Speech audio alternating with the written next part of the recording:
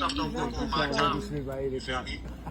So let's see what happens. Yeah, I see something good, man. I see something coming in the future, man. It's just that you got to take your time with it too, cause his story's official, man. His story to me, and I ain't just trying to be New York biased, but his story might be bigger than Big Meech and them big. You heard?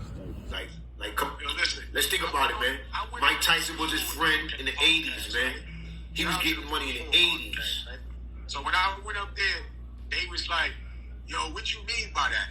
Because I said the same shit you said, and no disrespect to nobody, but it's like, bro, I'm from New York, so how you gonna jack somebody from somewhere else over your New York brother? Yeah. Somebody that actually did something for your state and your community. You know what I'm saying? I can't jack that. You know what I'm saying? That's just like I used to be in prison, right?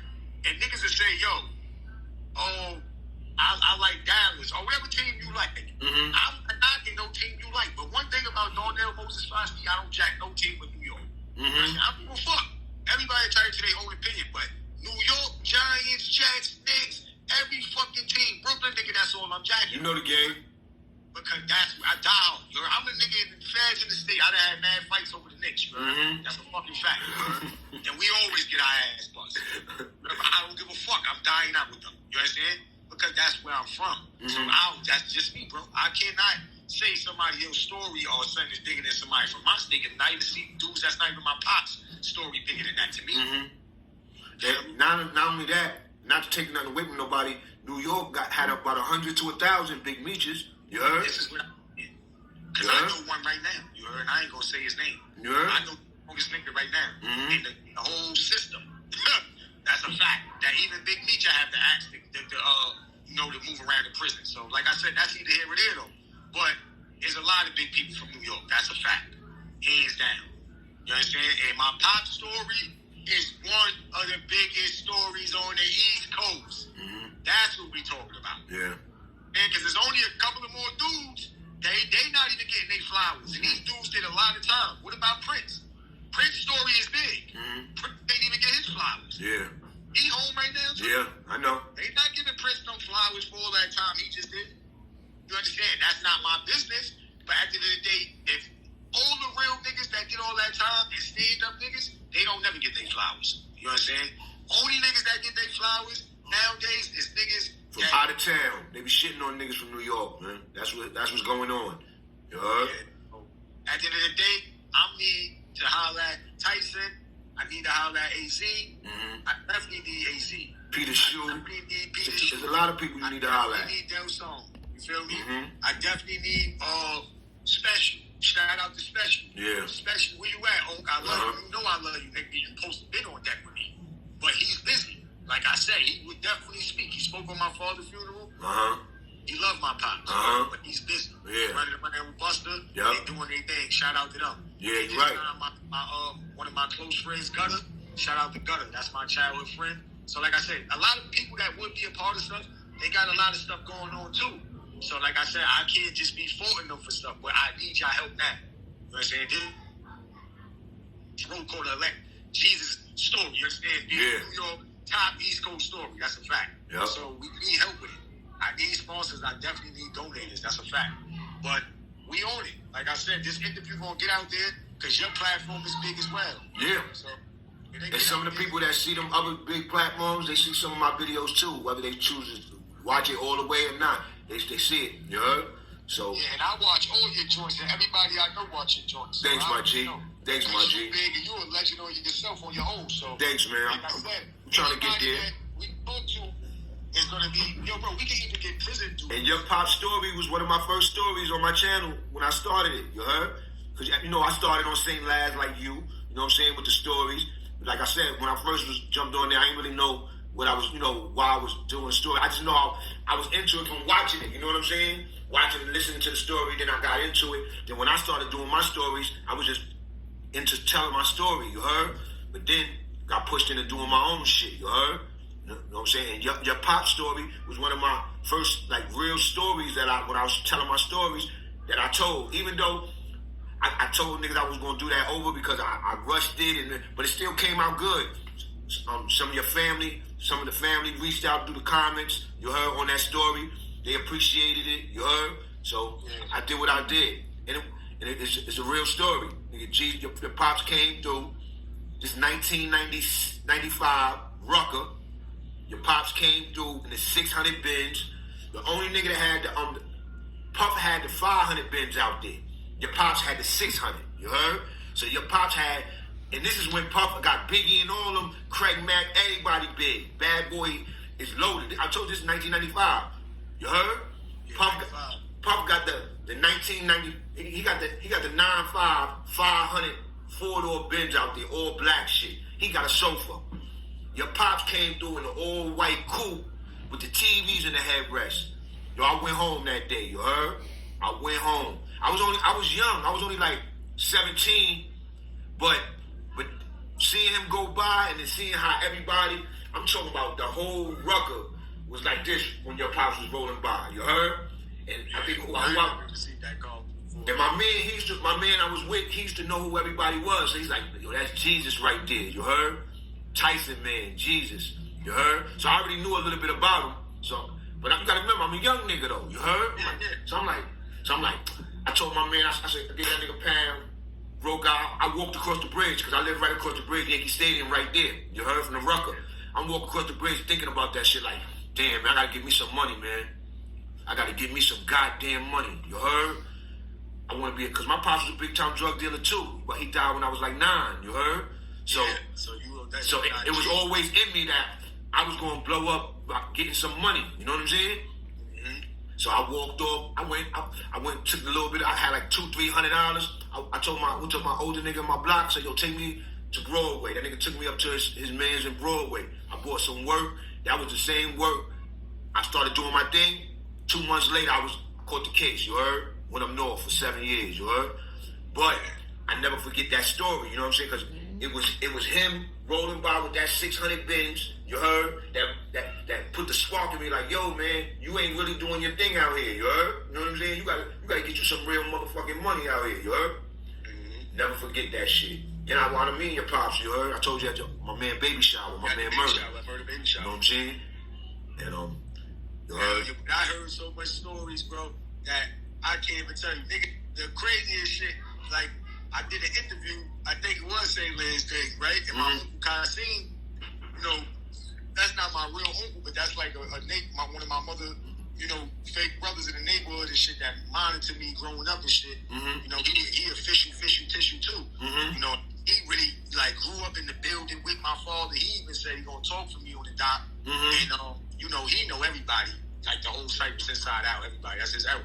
So he basically was telling me like a lot of information that I was stating on the first joint. You know, I should have went to him and other people that I could have went to and got the proper information, because he was like, in the interview I said that my father, you know, had bodyguards, right?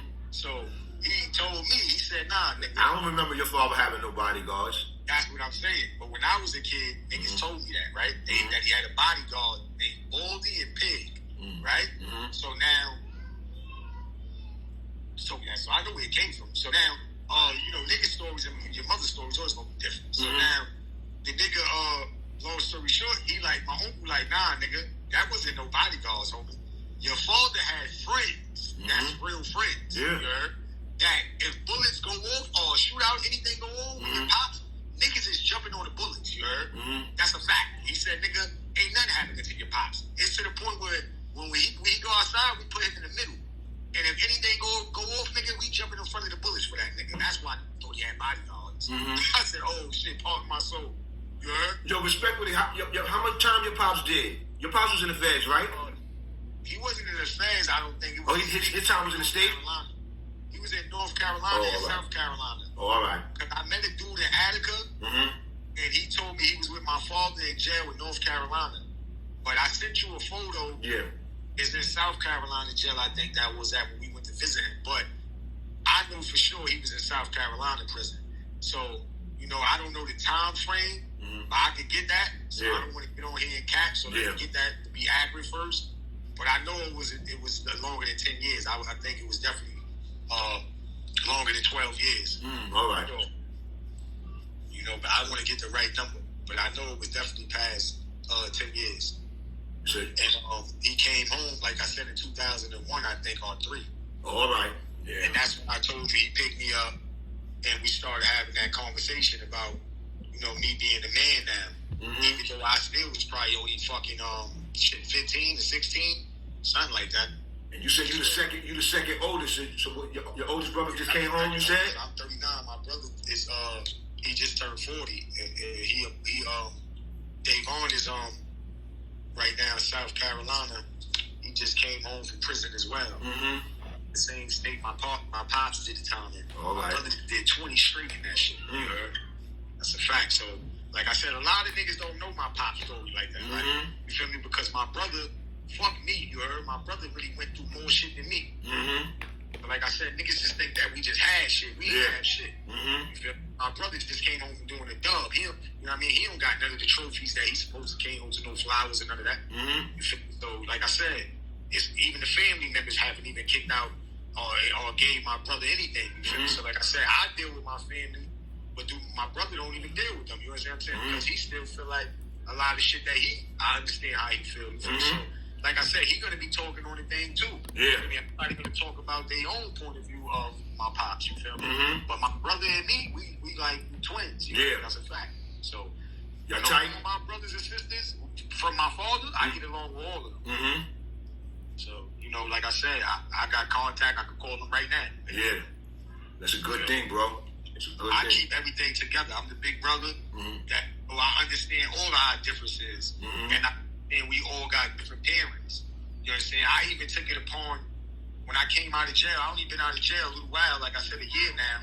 Thank God. And I never even met my sister before. Now, my sister that's up here in New York, I knew her since a baby. And so me, her, and my brother, we've been together since little.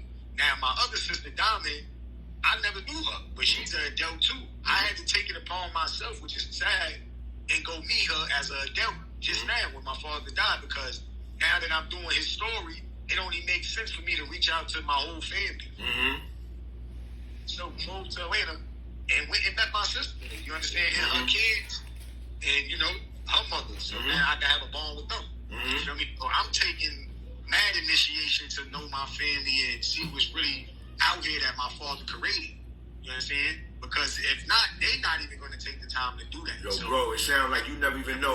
Bro, it sounds like your father in you right now, too, man. Your father might be in you, pushing you, man. Like, I feel like he pushing me to do that shit. Because I don't even, bro, this is not even my style, you heard? Like, I can put my energy and shit into other stuff. But it's like now that I became obsessed with this, with the story, because it's like telling me to do it, because it's, I don't know, I think it's stuff out there that he wants to be told or maybe come to light. And I think what Rick told you too from the start, that it can help you, it can pull you and help you do something better. You heard? Point my life in another direction. You know what I'm saying? You start seeing other things. You heard? Anyway, you feel me? You start seeing other things, B.